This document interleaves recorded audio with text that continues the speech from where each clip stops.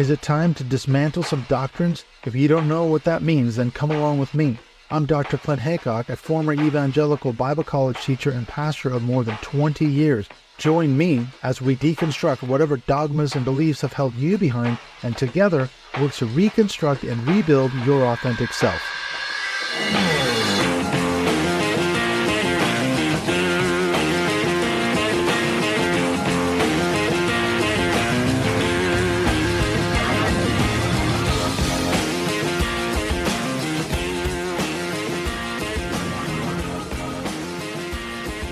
I'm super happy to be welcoming back returning guests, Brian and Troy from the I Was a Teenage Fundamentalist podcast. So welcome to the show.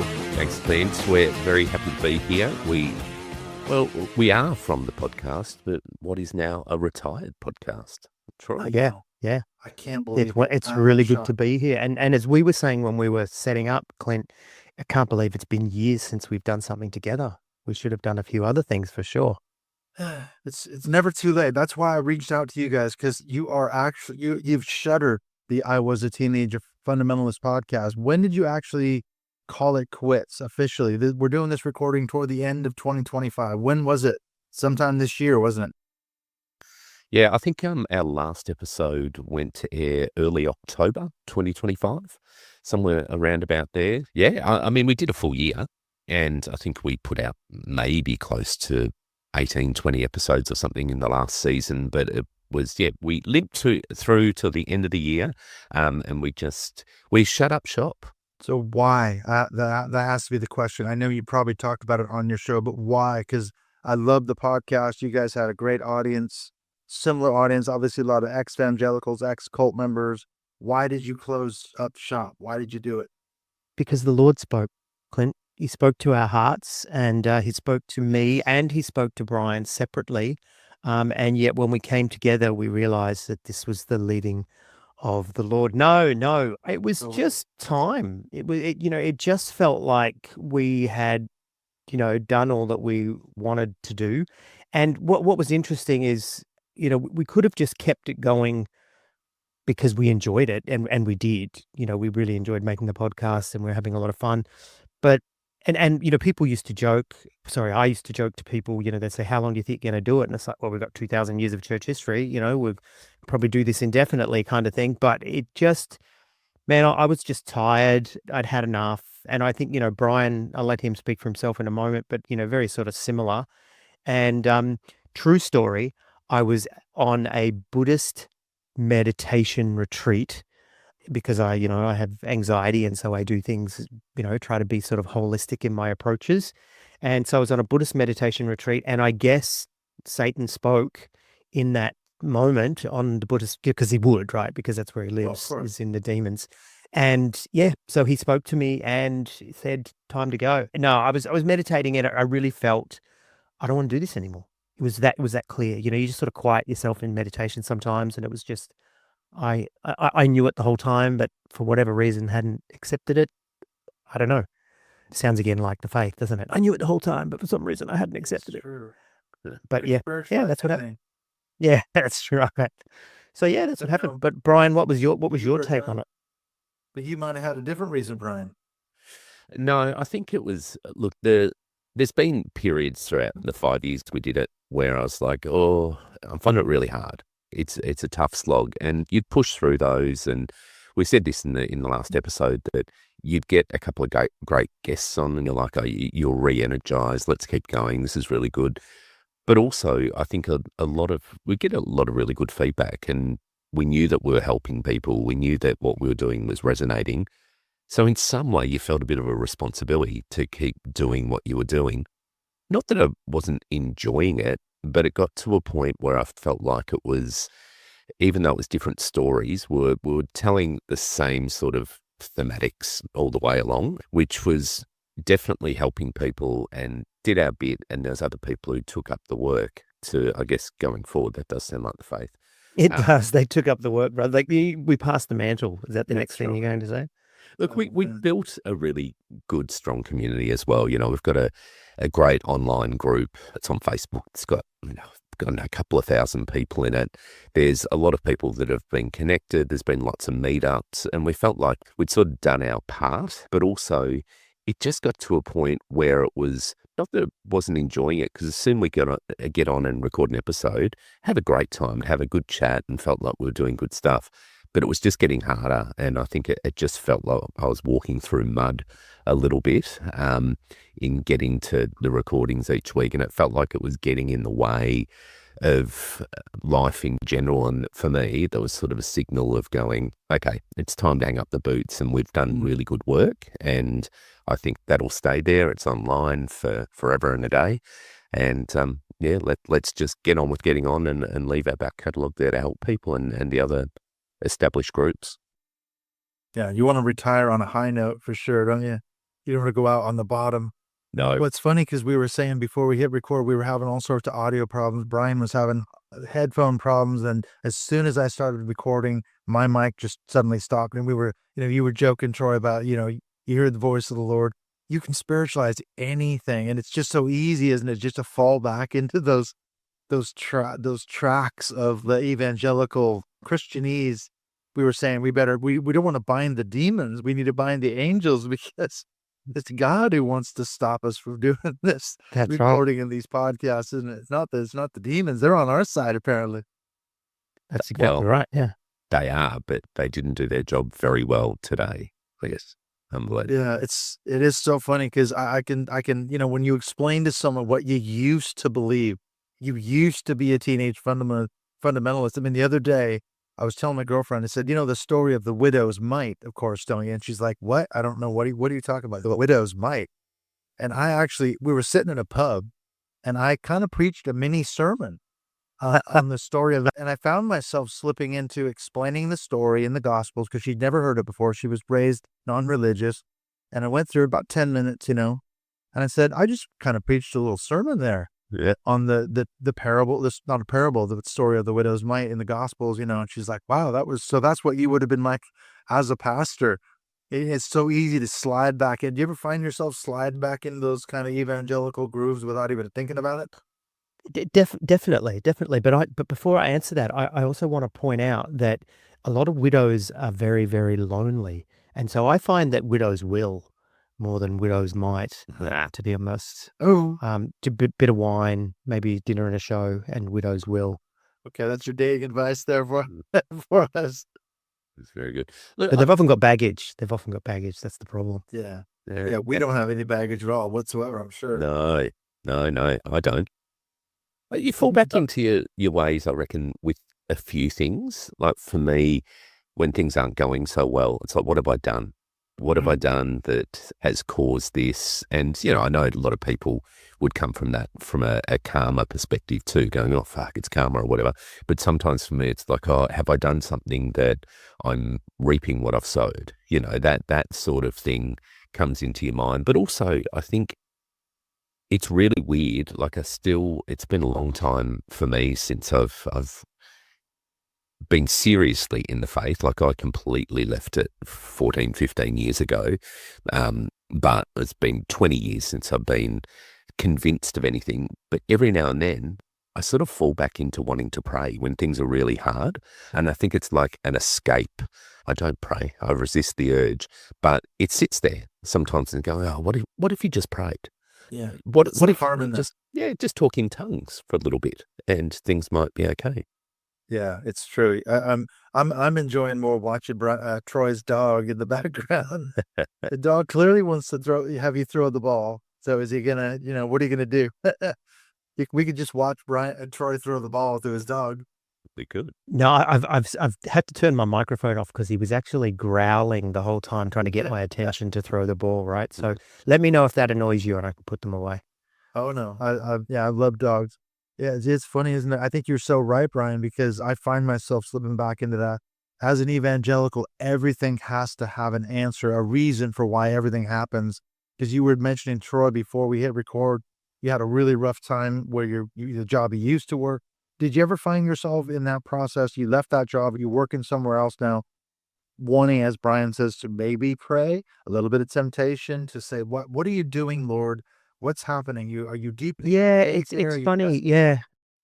Definitely. It's not so much that I wanted to pray or going, oh Lord, but, just being able to think that this isn't random. This isn't just stuff that's happening, like you said, thinking about reasons, but also really for me, it's quietening myself. And I don't mean that in a sort of a meditation way, but just an old habit where listen for the voice of God. Like, what am I supposed to do here? That I miss often, even though it was often, make believe, always make believe, I would still at least take some comfort in that there was a plan. So that's something that I still am tempted to do, is to listen for what am I supposed to do here? And I may have even, I know I have at different times in my life, I may have even thought to myself, oh, I wish I could hear the voice of God right now, to guide me. But most of the time back in the day, you'd hear the voice of God. And I think it was, what was it? John Lennon said, life is what happens when you're busy making other plans. And it never worked out in the way you thought. And then you go, oh, but it did work out. And God was, higher. His ways are higher than our ways. And you just mental gymnastics until it all makes sense. Somehow, yeah. Got to keep that pesky cognitive dissonance at bay somehow. Yeah. That's the thing. Is every time you had a doubt, a question, I always say that. I heard that from someone. It's like the mental shelf in the back of your mind. You just pile those doubts and concerns and questions and issues that don't unanswered prayers on that mental shelf. Eventually, though, for us, I guess the mental shelf collapsed. And it finally got to the point where, do we nail it back on? Do we try to get it back up there? Or do we say, you know what? It's not just a one-off. I mean, I don't know what for both of you, I mean, was it a moment when he said, you know what, I'm no longer a Christian, or was it like a long process? How did that actually work when you finally decided, you know what, I'm not a Christian anymore? Look, for me, it was the death of 1,000 cuts. So, and Yeah. it happened over many, many years. And I threw myself into everything probably about a year after I made a commitment. I made this commitment on holidays, and then I came back at home, and I had no support around it. So I had no reason to actually keep going with it. But it sort of sat there in my mind. And then through a series of events, I threw myself into it for probably, I don't know, 5 to 7 years of really trying to make it work. And it didn't. Like, parts of it were really great, like the social aspect, the community aspect. They're all amazing things. But when it got down to tin tacks, the reality was that it wasn't working. It wasn't anything terribly supernatural. So for me, it was deconstructing it bit by bit over many, many years. Like, I'd take out, and I think we spoke about this last time we spoke about the spiritual Jenga. You pull out a block, which is the virgin birth. You pull out one about hell, one about resurrection, and then all of a sudden you just sit there going, okay, I've got a shell with nothing that actually represents a belief that I came into this thing. And you'd start to question whether your involvement in it is of any use to you or anyone around you. And the reality is, it wasn't. But what was there was a strong community pull, and it was a strong support system in many ways. Some of it was conditional, and much of it was just built on what any friendships will be built on in any social situation. So for me, I think leaving it took a long time, probably protracted over almost 10 years. Because I was like, if I leave this part of my life, it means all my social supports, all of my connection, my mental well-being, all of those sort of things will be affected. So for me, it was, hanging on by the skin of my teeth, I think, for quite a long time before finally pulling the pin. Some of it was conditional. I sort of had to giggle at that, Brian. I think I'd rephrase that and say most of it, in fact, all of it, because there was certainly some conditions that if you broke, it was, you're out kind of thing. And I was thinking about that this morning when I was taking my dog for a walk. Just as I am. Do you remember that hymn? Yeah. Just as I am and waiting not. It was never just as I am. It may have been in terms of acceptance, but as soon as you got through the door, it's no longer just as you are, buddy. But yeah, for me, Clint, it was still the same. It was still death by 1,000 cuts. It was still spiritual Jenga, all that. But true to me, true to Troy form, being a bit of a diva, I had to have, this pivotal moment for whatever reason. It was the way it played out. And for me, the straw that broke the camel's back was the no-show of the return of Christ. Some standing here will not taste death until they see the kingdom. And I really searched that deep and wide, deep and wide, deep and wide, there's a fount. Really a singing mood today. Yeah, I am, aren't I? I think, yeah, it's Saturday here. Those hymns.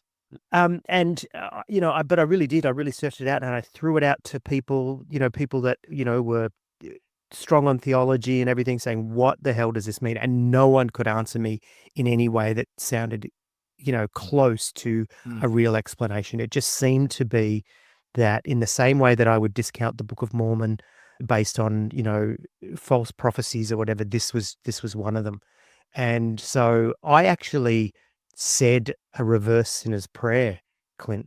I actually, I really out loud went, okay, this is it. I've got to do this. And I said, instead of saying, I believe in my heart the Lord Jesus and believe in the Lord Jesus, believe in my heart that God raised him from the dead, all that sort of Romans sort of thing, I said, I don't believe Jesus was Lord. I don't believe that he was raised from the dead. And I believe that he's dead in a ditch somewhere in Palestine. And for me, that was my reverse asking Jesus into your heart. Yeah, reverse conversion. And I really had that. I had that moment. And it's really funny because I will still testify, brother, of that to this day. Like, people will ask me about my faith and I will say, I don't believe Jesus is Lord, and I no longer believe, and I'll actually testify, which is funny because it's just these old habits. But yeah, I had similar to Brian, it all broke down, and there's certainly a story. And we have a podcast if you want to go back and listen to the actual story. But there was a come forward and accept Satan back into your heart moment for me, and that's what happened. Bind the angels. The demons are on our side. Isn't that what? That's Oh right. my God, it's so funny even to say, we want the angels to bind the demons, and you said, no, wait, the demons are helping us now. Yeah. Oh, right. Well, actually, can I say they're not helping us? We're helping them because we are deceived and slaves, right? So yeah, We're full it's funny soldiers. 'cause, yeah, that's right. yeah. We're collateral. There was a Yeah, guy on collateral. Threads just the other day, and there was a big thread about Noah's Ark. And someone put up there, we believe that there was a global flood. I believe that it's all true exactly as Genesis relates it.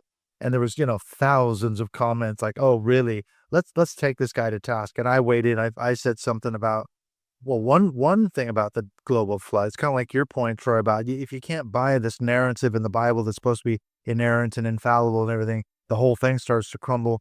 I said, well, if the global flood really happened, then the salt water and the fresh water would mix.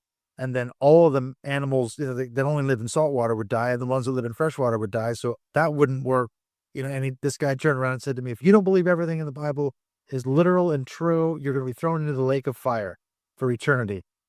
And that was his comeback. It's like, okay, where do you go from there? I mean, you must have had encounters like that during the time you did your show. Because if you confess with your mouth the Lord Jesus, believe in your heart that God had a flood and stopped the sun, and you got to believe the whole package. The other one that's really good about the Noah's flood is that means that the kangaroos hopped all the way down here to Australia and left no fossil evidence at all, right? Bones, nothing, and wow, amazing. It's and all the other animals. It's almost as if it didn't happen. Australia.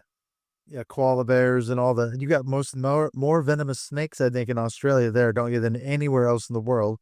It's crazy. You got those giant spiders. I see those videos on YouTube. What are you guys thinking living in Australia? I mean, have you ever seen those giant spiders in your house? I mean, friggin' hell. No, that's crazy. Generally, you don't get those in your house. They're out in the bush. But with snakes, I'm pretty sure it's 9 out of the top 10 most venomous snakes in the world are here. So, yeah, I've worked for a few of them, to be honest. Pedophilia. Yeah, I like that. Yeah, I used to watch, Steve Irwin. That guy was insane. Yeah. Out in the middle of the outback, and he's picking up, this is like the third deadliest snake in the world, and I'll just go over here and pick it up. Yep. And they're like, if you get bit by that snake, you basically going to die within seconds, and he's just Yeah, well, we know how it all ended for him, though, right? So, in the end, I'm Yeah.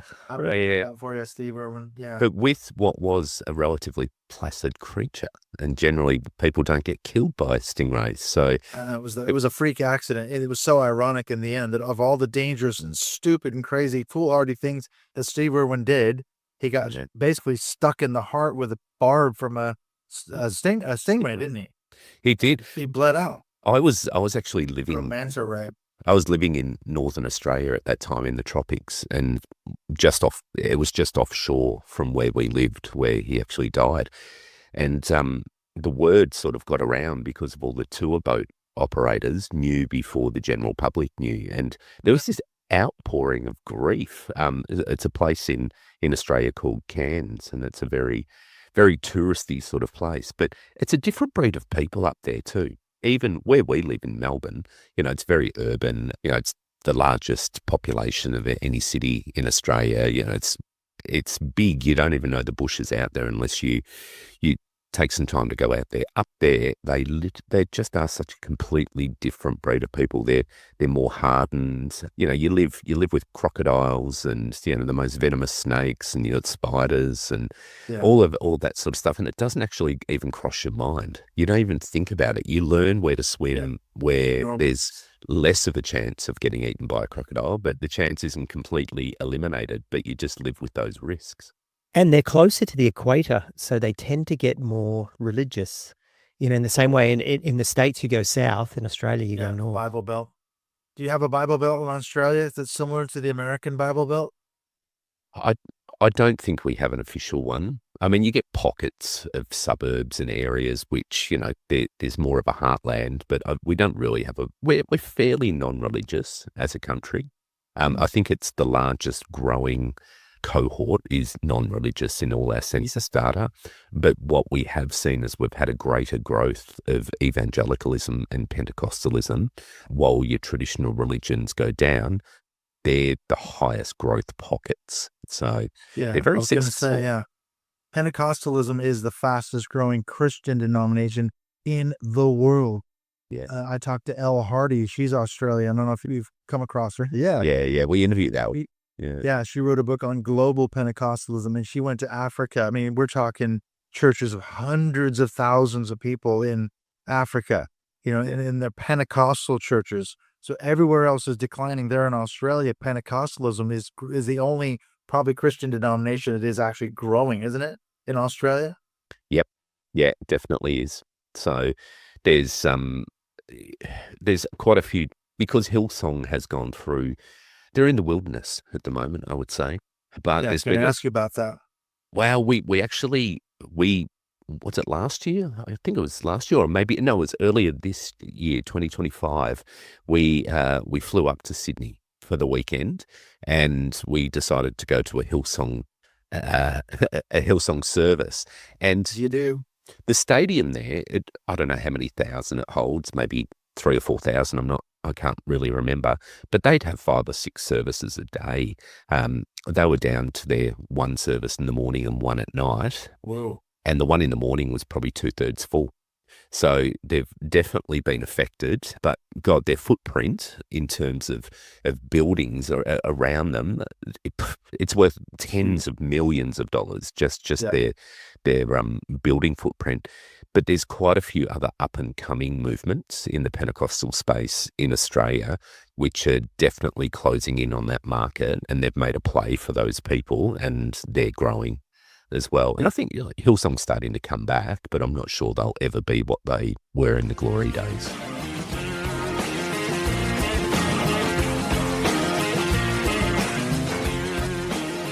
We'll be right back in just a few minutes in the second half of this conversation with my good friends from Australia, Brian and Troy, formerly of the I Was a Teenage Fundamentalist podcast. And of course, by now, you will have gathered that they have shut that podcast down, which is really unfortunate because I love those guys. I love what they do. We do a lot of similar things, have a lot of similar audience members. So sad to see Troy and Brian go. But I think this is one of the very final interviews that Brian and Troy are going to give, I think, under the I Was a Teenage Fundamentalist logo.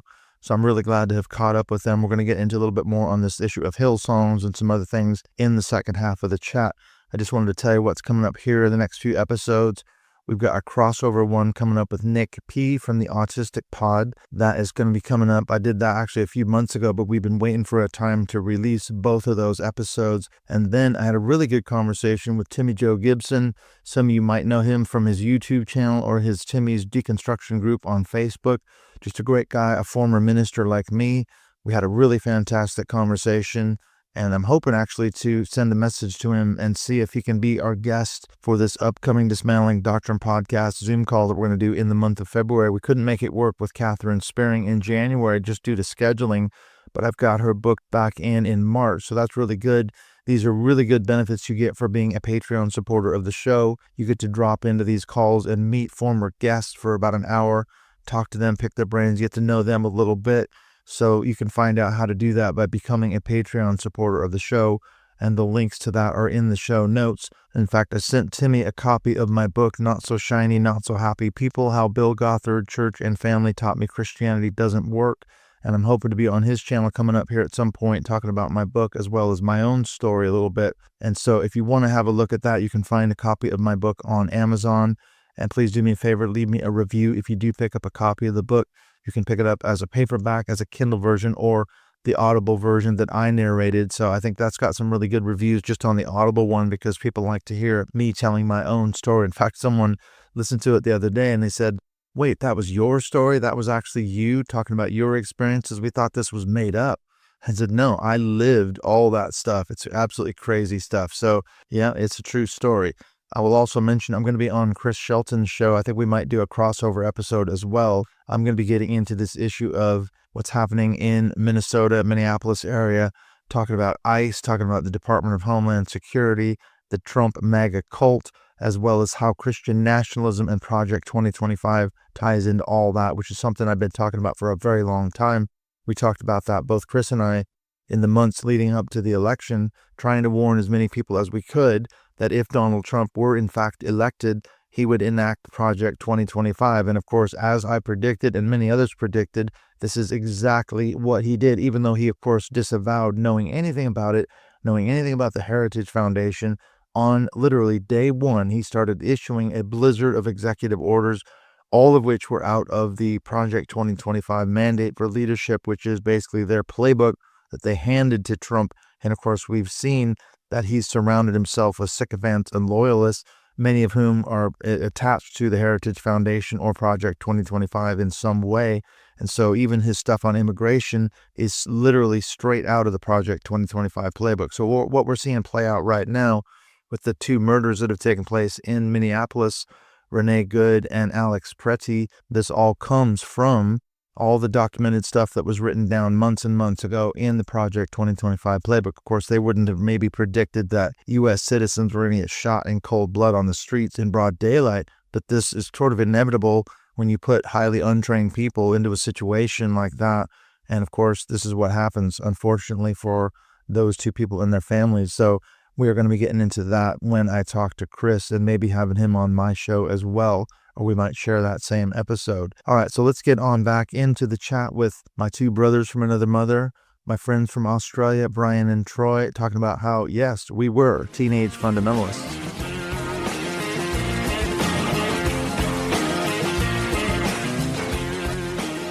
Yeah, I was going to ask you guys about that because you've obviously done episodes on Hillsong. You're Australian.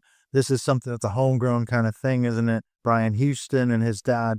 What can you tell us about what actually happened with Hillsong? Because if some people maybe are familiar with the story, there was like a big scandals and all sorts of things. You're saying they're kind of going down at the moment. Can you kind of give us a thumbnail overview of what actually happened with Hillsong? Brian's father was a pedophile, but he was also, and I want to distinguish these two for sure. He was also gay. Not my father. Yeah, No, so Brian. He's, Yeah, sorry. Sorry. yes. Just to be clear for our audience here. I had Brian was too. No, Brian Houston's father, Frank, was a pedophile, but he was also gay. So we've heard a lot of, we're going to say that they're rumors for the sake of, anybody who wants to come to us with legal ramifications of this, but spoken to people themselves who claimed to have had sex with Frank Houston. And so it was really strange. I myself just can't understand that, how these people stay in the ministry and continue to do that, right? And like, just go and be gay, just go and live your life. But they somehow justify it to themselves, whatever, and stay in the church. But there was, when I was a young man, I looked very young, right? When I was in my 20s. And there was a couple of creepy moments with Frank Houston where he walked up to me and grabbed my hand and really held my hand and looked me in the face and everything.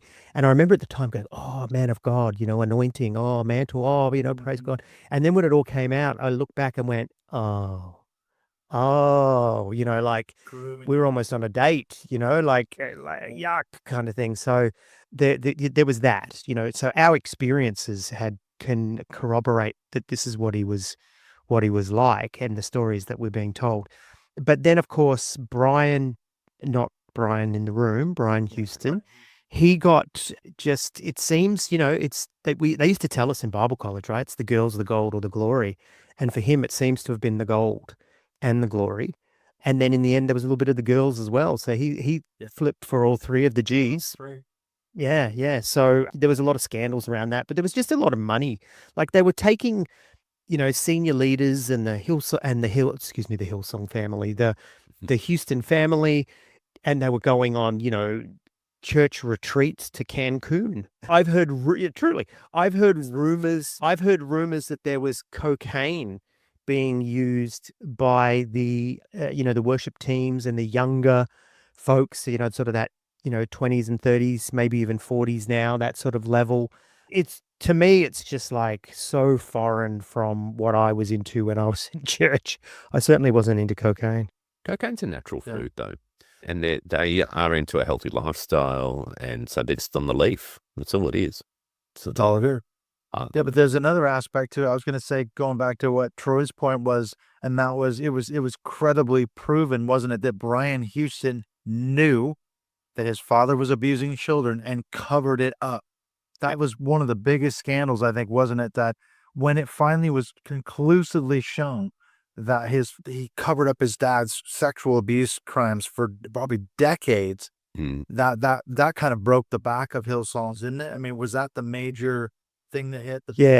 It went to court here in Australia, and he was I don't know the right word, the right legal term. He was sort of scolded, whatever, but he was found on the wrist.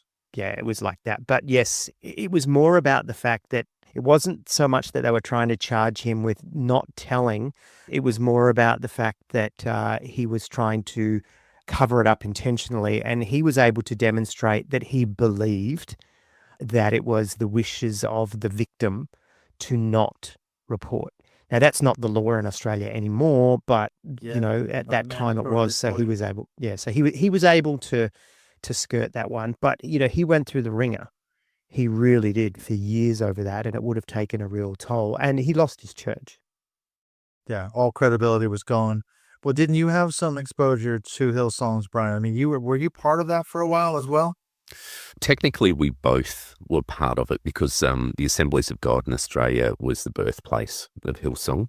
So they used to be the Assemblies of God, and then they broke out essentially and became Hills Christian Life Centre, which then became Hillsong. So it was all really born of the same movement, but I think they just were marketing geniuses, and the way that they actually constructed their services, they had the formula right. They were able to, I think, capitalize on that like other churches, or other Pentecostal churches weren't able to. So yeah, we're both involved in it, but it sort of broke off pretty much around about the time, or a bit before, we were both more seriously involved in AOG. But they would all swap their speakers. Like, you would have Houston come in and preach at Pentecostal churches, in the Assemblies of God churches, and vice versa. You'd send people up to them. And a lot of the Hillsong pastors, even still, were AOG pastors. So my Bible college principal is now a Hillsong pastor. One of the missionaries that I went and visited in Thailand back in the day, he's a Hillsong pastor. Like, it's very much just like and they didn't have a nasty split from the AOG, but it's kind of like I don't know, like a broken family, week on, week off kind of thing, because they're still, we still saw them, but they were different, if that makes sense. Yeah. Well, and they had a global footprint. I mean, they've got churches in around the world, and the big scandal then came out. Carl Lentz, that was another big one a few years ago. Yeah. He had an affair. He was a celebrity pastor. I think it was in New York, wasn't it? At a Hillsong, it's kind of like a franchise church, isn't it? They have church plants or whatever you want to call them. So this sort of patriarchal celebrity pastor culture model. I was going to say, what you were saying earlier, Troy, maybe there's another angle to this. How can they stay in ministry and be, abusing children? But maybe there's another darker side to it, and that is that it attracts those kind of people because it's that patriarchal culture is rife for abuses. I mean, how many times have we seen it? The Catholic Church. I mean, in Australia, they did that Royal Commission, didn't they, on the Jehovah's Witnesses? That was a huge study that, I don't know, hundreds and hundreds of victims that were identified that were abused within the Jehovah's Witnesses church in Australia. So this is a thing across these patriarchal sort of models of church, isn't it? I think, when I say about I don't understand why they stay, it's kind of a disbelief from my own values. But you're right, Clint. I can totally understand why they stay, because there's a lot of power, there's a lot of authority that they actually have, which makes what they do easier to do. That they can get away with it more. But I think there's also a lot of narcissism and a lot of psychopathology, that they just thrive on the authority and the power and the influence, and that's why they stay, let alone the money. What are they going to do? They're going to leave and work at 7-Eleven, so you've got paid gigs and family trips to Cancun. Cocaine. Yeah, well, that's Cocaine. Cocaine in Cancun. They that Royal Commission was more widespread than the J-Dubs. It was all of religious institutions, and that's how I think originally Brian Houston came before the commission around the sexual abuse allegations of his father. So that's how it all started, and then he was charged by federal police here in Australia, and that's when it went to court. So a lot of stuff was exposed through that. A lot, really, we weren't surprised, to be honest. I mean, when the church that Troy and I were part of together, or one of them that we're part of together in the AOG, there was a pedophile there that they covered up, essentially, and that person had access to kids. Things had happened. They swept it under the carpet and just said, we'll keep an eye on him. He was never charged. It was never outed. And he still was there. It was unbelievable. It was, the power of Jesus can heal him, so let's just keep him around. No, you got to restore him back to ministry and all that. Confess his sin to me. Look at what's happening in America right now. Yeah. Not only is Trump, has been protecting Jeffrey Epstein and keeping those files, under wraps. It's all hopefully going to come out now, but now evangelicals are somehow weirdly, they're supporting Trump, who's, protecting a pedophile. Yeah. This shows you how far evangelicalism has slid in the last 20 years in America. I will guarantee you those files have been scrubbed very clean over the last 12 months since Trump's been in power. So I don't think you're going to see anything that is incriminating come out against him. They've had a lot of time to redact his name out of thing. Well, this is another question I wanted to ask you too. One of my favorite episodes that you did on your show was the episode about Keith Green and the Last Days Ministries. I mean, I think I contacted you a couple of years ago when that came out, because that Keith Green had made such a huge impact on my life when I was an evangelical. I loved his music. I used to listen to his cassettes in the car, singing along to his music. I had records. The Sheep and the Goats was one of my favorite songs. So many songs. Asleep in the Light. I can hear him now. He was an amazing singer, keyboardist, songwriter. He had this incredible voice. I've never heard anybody sing like Keith Green. With that emotion, that raw emotion, it really just kind of gets you in your heart, isn't it? And then to find out that basically, from what it sounded like, they were running basically a cult out of Texas. Yeah, not basically a cult. A cult. It was a cult. Okay. Yeah. Let's just go straight in. That episode was fascinating, and it just opened my eyes to that. What did you learn off the back of that episode? I mean, just talking to some of the survivors that were actually there. Yeah. Well, towards the end of our podcast, we actually invited one of our Keith Green alum to become a host on our show. So we actually, and her name was Sharon Medea, still is her name, and she came on the show, and so we have a really good relationship with Sharon. But I think, and one of the things that we said in the final episode was catching up with Sharon and Tracy, these two ex Last Days Ministries folks, which was Keith's commune, was that we needed to deconstruct Keith. And if we hadn't met them, we never would have. If they hadn't come out and told their story, because I was still always thinking, yeah, there's, all this bad shit that happened. Keith was all right, and maybe the religion wasn't true, but he was good. And then to find out that very human and, probably worse. Like, I really thought about going and joining Last Days Ministries at one stage, like really getting on a plane, going to Texas and just living there. And yeah, totally. And to actually find out that this was worse than what we went through. I mean, they were limited on the amount of orange juice they could have and all this kind of like full on cult stuff, incredible. So it was quite intense. Free. But we're working for free essentially. Yeah. But the impact that he had on you was the same impact that he had on Brian and I and others. And he was the shit, right? When I was an evangelical, it was Keith. And so to have that deconstructed, and I mean, this is where, Satan looks after his own, because he led us to deconstruct that and move on with our lives, because I think that was the last edifice, the last remnant of there's something good in all this, was the Keith stuff. And somehow the universe guided us to go, oh, by the way, you need to deal with this. And here we go. Yeah, and for those who golden cow. and those who are listening and are not aware, like their podcast is called Feet of Clay: Confessions of the Cult Sisters, and that Sharon and Tracy's podcast. They've got a really good. They're on hiatus at the moment, but they've got a back catalogue of 50-odd episodes there of telling their stories, because they were also elders and leaders in the movement, and really great. Brian, can I stop you, please? They were complementarians, so they were not elders and leaders. They were the wives of elders and leaders. Yeah. Oh, yes. Keith was a misogynist. Yeah, he was. Yeah, he was.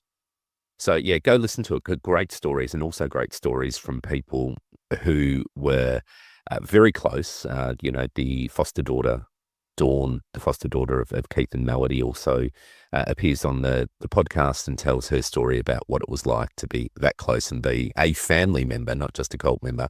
So it's fascinating. And the stories they tell, they've been obviously attacked. They've been banned by a lot of groups because they've spoken out. And I think you asked this before about, we must have had our range of people who would come in and give us a hard time.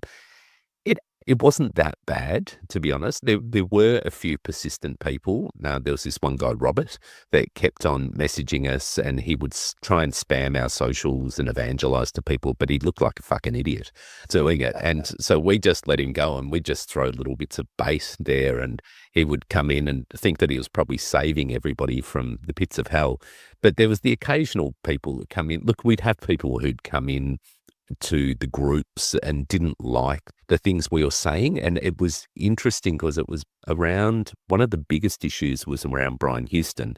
We did an episode, I think it was after the Royal Commission stuff had come out, and it was the allegations that he'd gone into a woman's hotel room and been in there 45 minutes before he came out, and he was drunk, and he said he didn't recall it, but nothing happened, all that sort of stuff. We showed some empathy towards him in the episode that we did, and people were absolutely fuming that we showed empathy. Yeah, they just wanted us to absolutely eat him alive. And we tried to actually come from a human perspective, and dear God, that did not go down well. Yeah, because people were throwing accusations about he did this, he did that, and we were saying, well, no, he didn't. You don't have evidence that he actually did that. Yes, he disappeared into a woman's room for 45 minutes. Yes, it looks bad, but she's saying nothing happened. He's saying nothing happened. So, you can't just say something did happen because you wanted it to happen. And people turned on us, and it was like, Really? we're not defending this guy. We're just don't fall into the trap of just attacking absolutely everything, because you lose credibility when you do that. And so yeah, people got really, really shitty with us. And when he was found not guilty in Australia, we were like, okay, the courts have done their job and this is what they found and everything. And people were fuming with us at that point as well, because we were, everyone was saying, oh, it's got to go to court, can't wait till that happens. And then when it didn't happen, meaning that he wasn't found guilty, we were like, okay, guys, you've got to have some faith in the court system, in the legal system, that there's reasons why. The judges were ready, the cops were ready, everyone was ready, and somehow he got off. Yeah, whatever it might be. Yeah, I know what you mean. It's you think, oh, the system is broken, but you can be just as extremist on the left as you can on the right. Yep. Yeah, it's true, isn't it? Because I've got a friend of mine that's a magistrate. Sorry, I didn't mean to talk over the top of you, Clint. I've got Go a friend of mine that's a magistrate. She's a judge, and she recently had something happen to her. There was, the media grabbed some decision she'd made and everything, and she came back to me and she said, like, this is just ridiculous. They've taken what I've done. They don't understand that I'm bound by the law to do this. It's not the fault of the judge. It's the fault of the law. And if you want to change it, go ahead and change the law. But, they were making it look like she was being lenient on this guy and all this. And she's like, no, if I could have given him a harsher sentence, I would have. But this is the best I could do according to law. And so, people look at that and they think there's a conspiracy, and there's not. It's just, lazy laws. Bounds of the law. Yeah, yeah. Mm. I know we're kind of running out of time, but I have one last question for both of you. We've kind of talked about what you're doing moving forward, but I was talking to Rachel Bernstein. I don't know if you spoke with her from the Indoctrination podcast. I think you might have been on her show a couple times as well, but she just come out with a new book called Restart and Restore. And just, if you look at the chapter titles, what struck me about the book, it's all about leaving manipulative cults and high control religions and abusive relationships and things like that, and then rebuilding your life. And what struck me about the chapter titles is that she just describes sort of a common, path of kind of what we talked about earlier, questioning your beliefs, questioning what you're doing, deconstructing your system, leaving whatever that might be, a relationship, a cult, a high control group, and then you've lost everything. You got to rebuild your life on the back end. And I thought, man, that's such a classic narrative, and we've all walked that narrative. What have you found to be the best, most helpful things to reconstruct, to rebuild after you've left religion, Christianity on the back end, moving forward? Look, I think it's just involvement with any social groups that you can. And I mean, I probably contained my friendship group more, because when I was in church, it was massive. Like, the friendship group was huge because you were involved 3, 4, 5 nights a week. And quite often they'd be the same people, but quite often there'd be a few different people. So you'd splinter off there as well. And you were really stretched. So for me, I sort of contained it more, I think. But I mean, look, it's difficult, I think, to connect in, because sometimes your commonalities might not necessarily be there straight away because of where you've come from, and particularly if you've come from a very sheltered sort of background. And particularly, I really empathize with people who were brought up in the faith and that's all they've known, because their ability to socially connect with other people is certainly more challenging than those of us that became teenage fundamentalists. And we had some of those social skills and connections previously. But I think it's just find something that, and don't be too harsh on yourself, because sometimes people might flip back and forward as well. I know I did that for years, where I was trying to cast away every bit of Christianity so I could leave it. But ultimately for me, it wasn't until I got divorced that I felt that I could leave, because that was my breakaway point. And even then I tried to hang on to some of those friendships, and ultimately it didn't work. Because as nice as people were being to you, I think, leaning back what we said near the start, it was a bit conditional, because what they wanted from that friendship was for you to come back into the faith. They didn't necessarily want to support you to walk away. So you have to find other connections outside of that to be able to facilitate you successfully walking away. So, your local clubs, whatever takes your fancy, I think just try and connect in, try a few different groups, and try your best and be kind to yourself is my advice. We do need community for sure, don't we? Totally. What do you think, Troy? What are some of the helpful strategies you found? Yeah, I remember, Clint, you were using that term pre-cult personality a lot.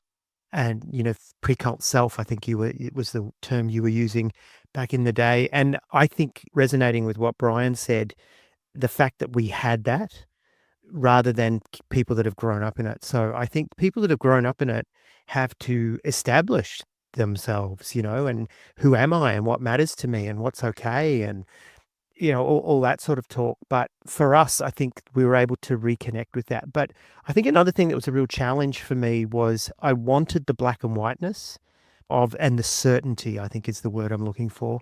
And that was a real challenge because I wanted to be certain that leaving was as right as I was certain that staying was right back when that was the case. And it's not ever going to be that way, especially if you're open, for me, I think I'm a lot like you, Clint, that I dived into a lot of the theology and deconstructed a lot of the theology and the beliefs. And that helped me that was an attempt to try and speak to, I guess, that hemisphere of my brain that needed to understand. But then there was also the emotional part of me. And I think that came a lot later because I didn't know how to deal with it. And that was through therapy and EMDR and other things like that where I actually touched into that. But yeah, it's a holistic journey. There's no one solution. No. That's true. We all have a different path to walk. There's some common threads for sure. Well, listen, you guys, I know you got to go. It's early in the morning there in Australia, and I'm up here late at night in the UK. Thank you so much for joining me. This is the question. How could people find you if they still want to get in touch with Brian and Troy from the former I Was a Teenage Fundamentalist? Can they find you on social media? Do you still have a footprint at all? Yeah, we do. We've got our Facebook group, which is the I Was a Teenage Fundamentalist listener community. You can find that and join that. Also go to our website, which is iwasateenagefundamentalist.com, or we are on all podcast platforms and YouTube if you want to see us. We are on YouTube, so just I Was a Teenage Fundamentalist, and there is plenty. I think there's 130 odd episodes in the back catalogue from our early, very amateur days through to what was a lot more polished after the first year. That's for sure. Yeah, and look, we're very proud of the content too, and we think it'll stand. So please dive in, have a listen. Yeah. Thank you. We don't need your money. You don't need your money. You're not going to pass the hat. No campaign contributions at the end. Can you get it back 1,000-fold though? If I give you $10, will I get 100 back or 1,000 back? You will. That's the widow's mite. Yeah, and to give us money, and you will get some back, just not from us. Yeah, and to be clear, the widows will. Yeah, that's right. We're back to that. Or that's the funny thing. That's what I told my girlfriend is that the whole principle of that story has been twisted by the prosperity gospel teachers. Because I've heard them say she gave out of her want, meaning she wanted God to give her more. So if you give out of your poverty, God will bless you more. So they're actually preying on the widows, the people who have the least amount of money. They're that heartless, these bastards. They've completely missed the whole point of that story as far as the gospel. So yeah, it all comes full circle back to the widow's mite. Thank you so much, Brian and Troy. Please don't be strangers. If you ever come to the UK, visit me. If I ever come down to Australia, I'll have to say hi to you guys too. So thank you so much. Take care, and I will speak to you again. Thanks, Clint. See you later. Ciao, bud. Yes, thank you so much. No stress, mate.